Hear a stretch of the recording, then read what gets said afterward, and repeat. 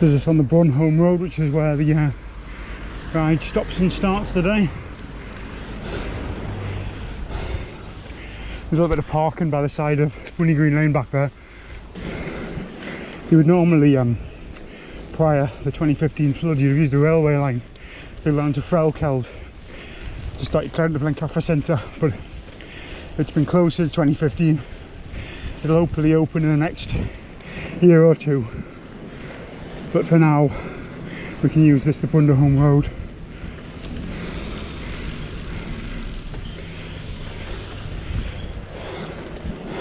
Which is also closed, but it's passable with a bicycle, so you don't really get many cars on, well, no cars past when you get past the road closure part, which is a bit further along here.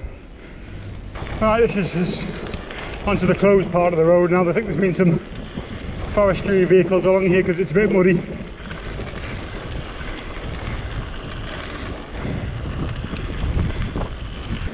You can actually, there's a track through the forest, a forestry road that goes into the bottom. You can do that as an alternative if you'd rather, but to be honest with you, it just adds an extra climb into the route and doesn't really add anything to the ride.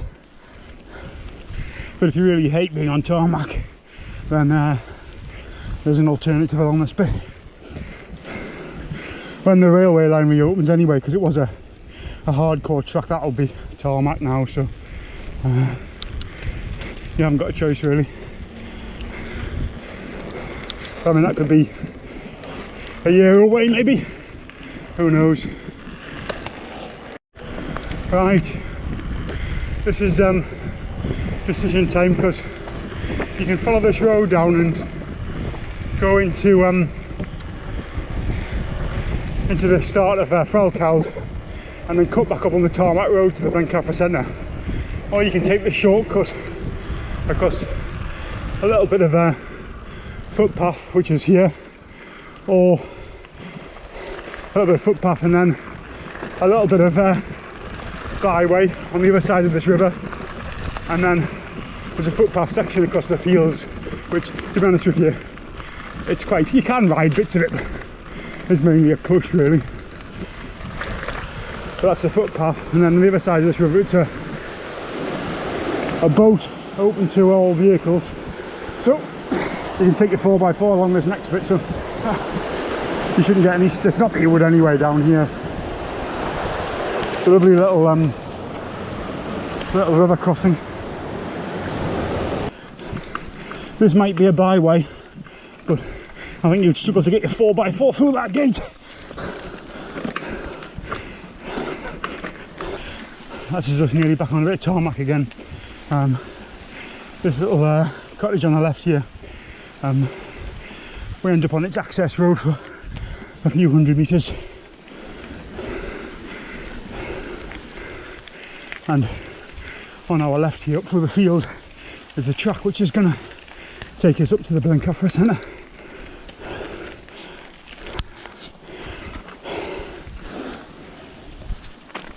You can pedal up through this first field. Well, it's a footpath, so legally you should really just push up through it, but it's pedalable this bit if you've got enough capacity in your lungs.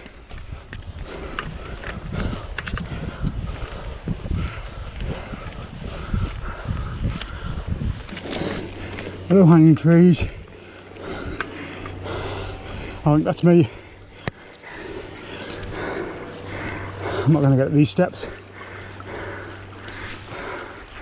Right, that's a lonscale fell over there, and the track that we ride, you probably can't see it, but there's a little track that runs along the side of it there, which is what we're going to ride today. This is just nearly at the Glendaterra Centre. This is where you don't want to have an e-bike.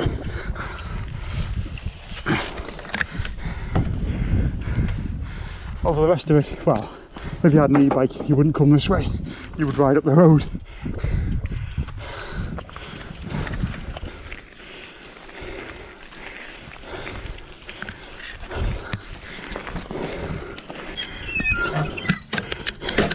So this is us at the road head.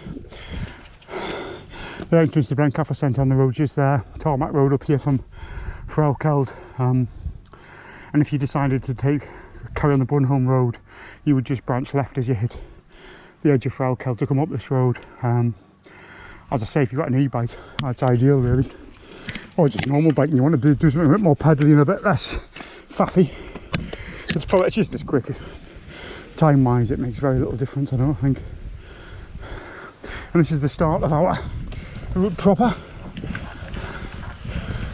The crux of this ride is a terrace path, which is the other side of the valley called Glendaterra, or Glendaterrace, which is the fun mountain bikey bit.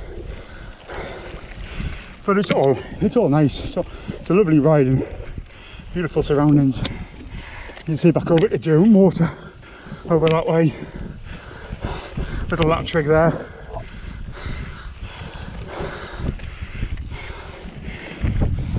This is actually on the valley, the Glendaterra Valley now. You can see the river down the bottom there. You probably a spot on the GoPro. And then the terrace path to our left that we're going to run back along the valley.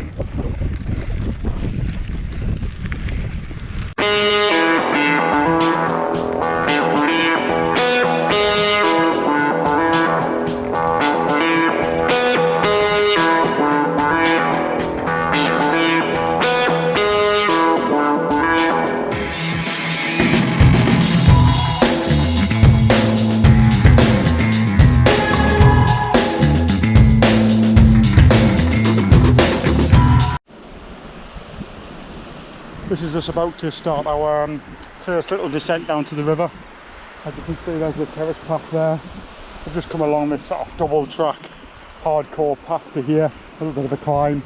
We get a little bit of a descent down to across the river, and then another climb back up onto the terrace path there. There's a fair bit of pedalling going down here. Keep warp speed up.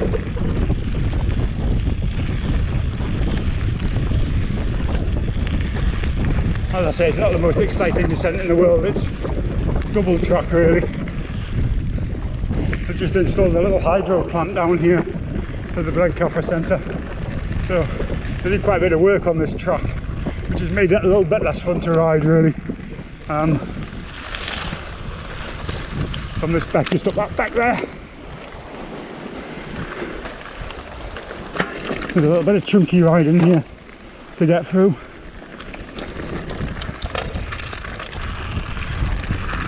This river here, it changes all the time, and sometimes like today there's a good path across it. Other times it's full of big boulders and you can't get past it. You can't spin through it easily. Good today though.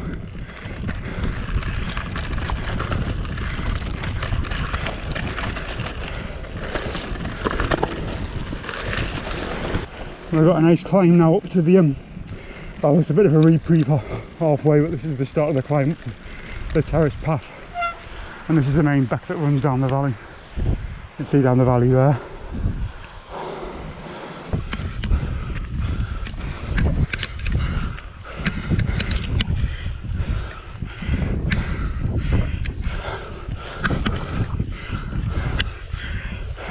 Hiya. I need to put my lungs away. I couldn't do it. We walked it. I've done it before, like I've cleaned it before, but I can't do it anymore. I think I'm just too fat. Still get up there. Well, hiya.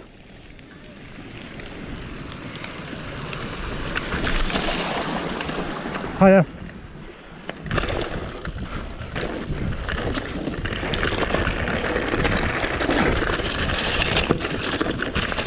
This is always wet. Always wet, this bit. And even on a nice sunny day you think, why didn't I wear my waterproof shorts?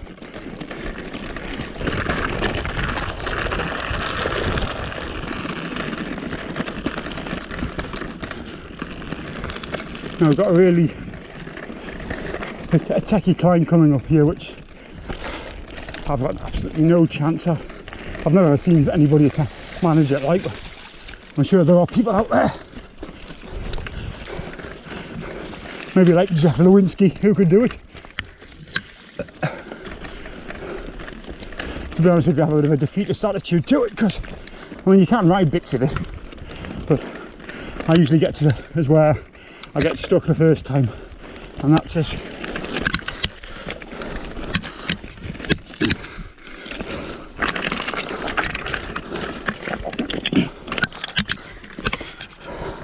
Which is there today. As I said, this is quite a nice little descent as well, when you do it the opposite way.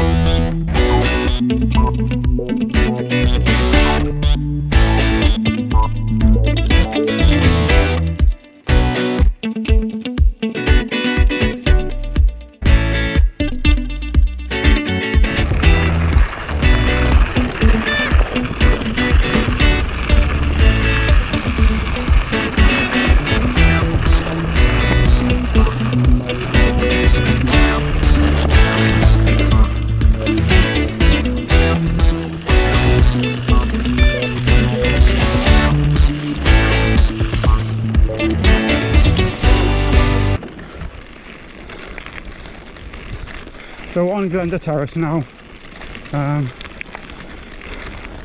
and this is the fun bit of the ride, the single track.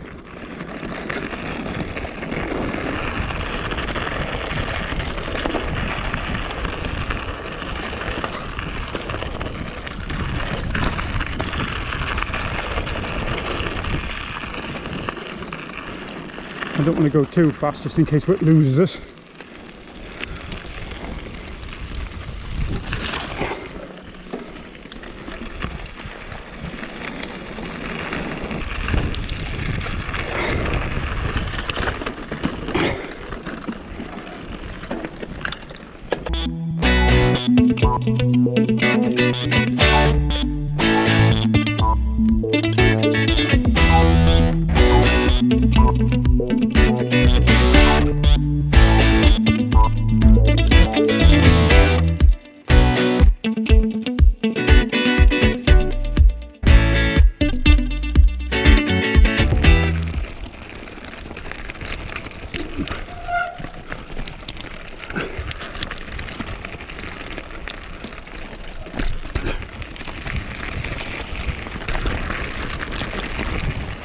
Again, I'll try and avoid this big puddle here.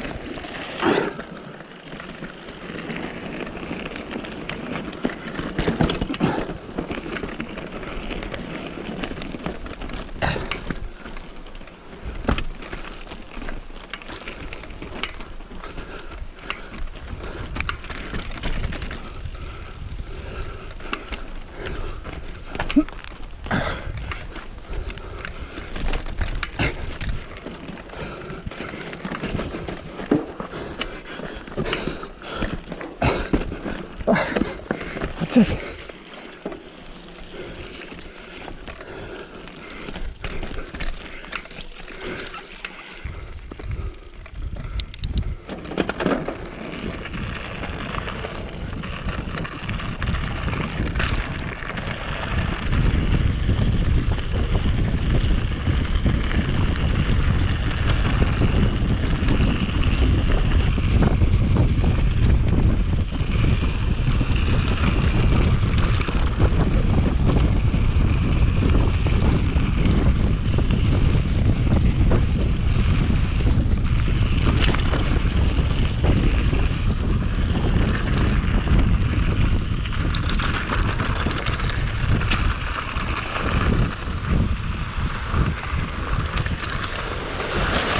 You always got to be in the right gear for this bit here, because it's straight into pedalling when you get through there. A number of times I've forgotten to change down before I get there and got over that river and you're in the wrong gear and your seat's down and oh. At the end of a Gale Road where you park if you're going to walk up Skidder, or even do this loop, you could park here. That's Skidder over there. lonscale fell on the path up.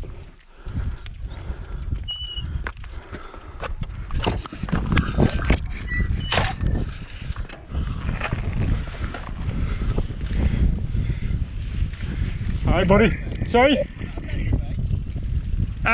Where do you want to go? Yeah, well this is the Spoony Green Lane downhill, just that gate there. I just had to go through that one because there's only one gate then. Oh, okay. It's exactly the same way though. No, not at all. It just saves, it's one less gate to open, you know.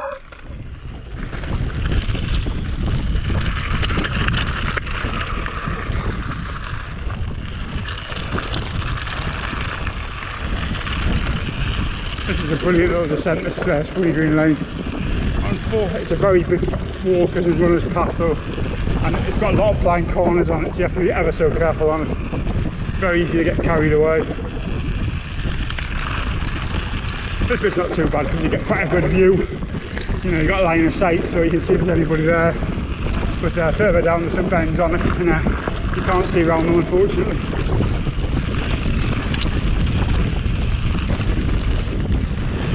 Keep wide, you've got a better chance of seeing there's some room ahead there.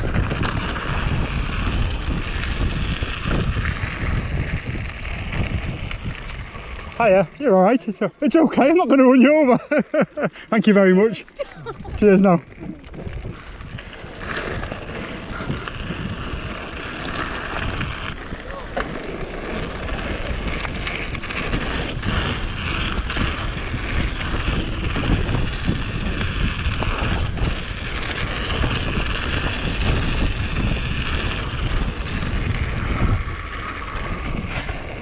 Hiya, thanks very much. You're welcome. Cheers now, thank you. Okay. Alright buddy.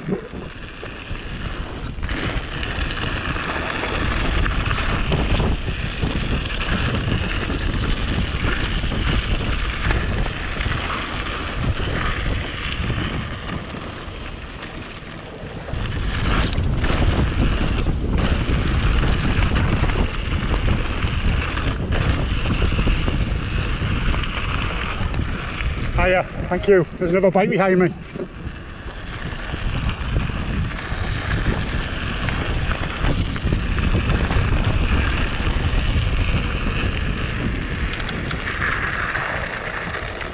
Right, enjoy the rest of your holiday. You can go either way. If you go that way, it takes you up by the swimming baths, and this way it takes you down to High Hill. So it's